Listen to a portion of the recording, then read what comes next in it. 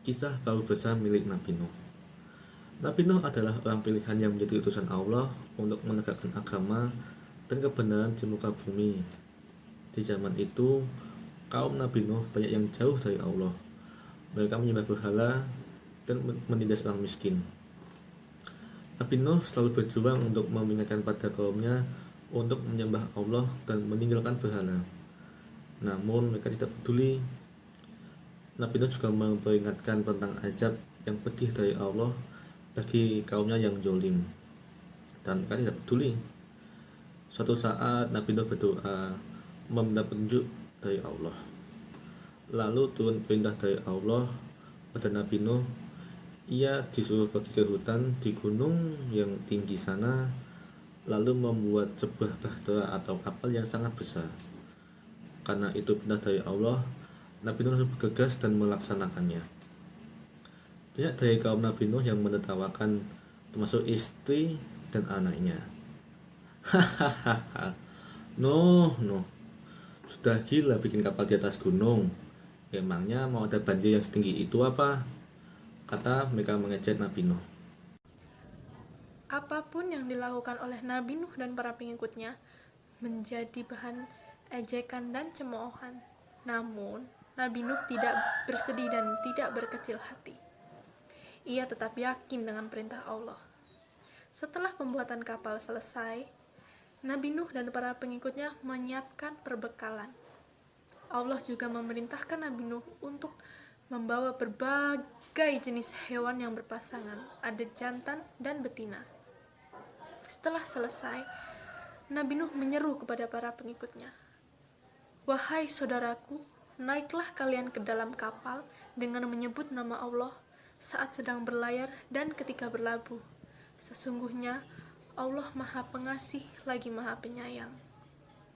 Kemudian Allah berfirman, "Maka kami bukakanlah pintu-pintu langit dengan air yang tercurah.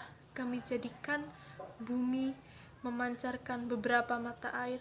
Lalu bertemulah air-air itu untuk suatu urusan yang sungguh telah ditetapkan."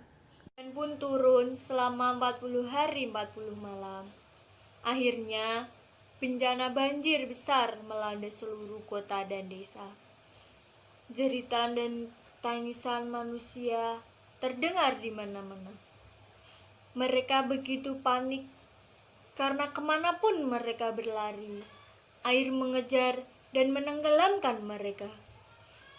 Tiada tempat berlindung dari banjir yang dahsyat itu, kecuali kapal Nabi Nuh yang telah terisi penuh oleh orang mukmin dan pasangan makhluk yang diselamatkan oleh Nabi Nuh atas perintah Allah. Kaum Nuh benar-benar telah hancur tersapu banjir yang dahsyat tersebut.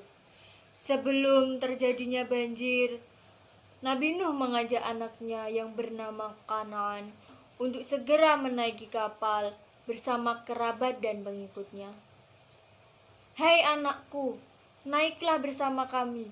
Janganlah kamu berada bersama orang-orang yang kafir."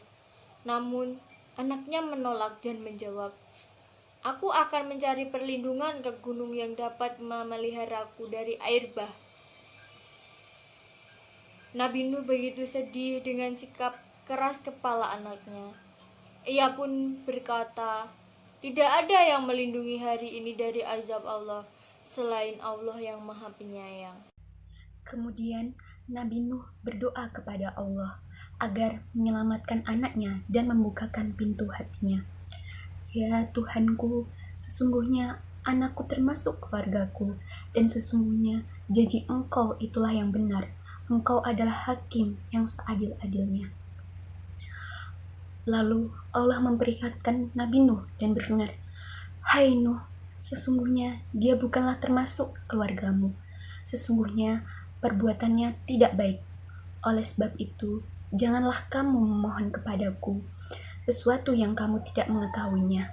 Sesungguhnya aku memperingatkan kepadamu supaya kamu jangan termasuk orang-orang yang tidak berpengetahuan." Nabi Nuh pun berdoa, mengakui kesalahannya dan pasrah kepada takdir Allah. "Ya Tuhanku, Sesungguhnya aku berlindung kepada Engkau dari memohon kepada Engkau sesuatu yang aku tidak mengetahuinya. Sekiranya Engkau tidak memberi ampun kepadaku dan menaruh belas kasihan kepadaku, niscaya aku akan termasuk orang-orang yang merugi. Akhirnya, Kan'an pun tenggelam bersama kaum Nuh yang zalim. Mereka semua mati ditelan banjir yang dahsyat tersebut. Meskipun merasa sedih, setelah semua pengikutnya yang zalim tenggelam, Allah memberi perintah kepada bumi dan langit agar berhenti melaksanakan tugasnya.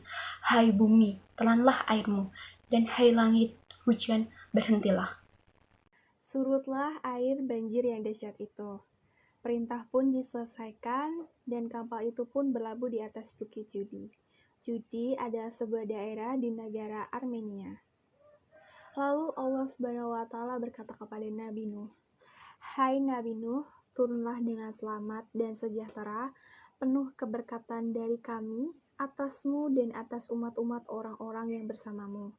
Ada umat-umat yang akan kami berikan kesenangan kepada mereka, kemudian mereka akan ditimpa azab yang begitu pedih dari kami." Nabi Nuh dan pengikutnya pun turun dengan selamat, termasuk ketiga putranya, yakni Sam, Ham, dan Yafis. Kelak ketiganya akan menurunkan keturunan dengan warna kulit yang berbeda-beda. Sam memberikan keturunan berbangsa kulit putih, dan Ham memberikan keturunan bangsa berkulit hitam. Yafis memberikan keturunan bangsa berkulit kuning. Lalu mereka turun dari kapal dan bersiap-siap membangun kehidupan baru yang lebih baik lagi, serta melanjutkan dakwah menyampaikan ajaran agama Allah Subhanahu wa Ta'ala.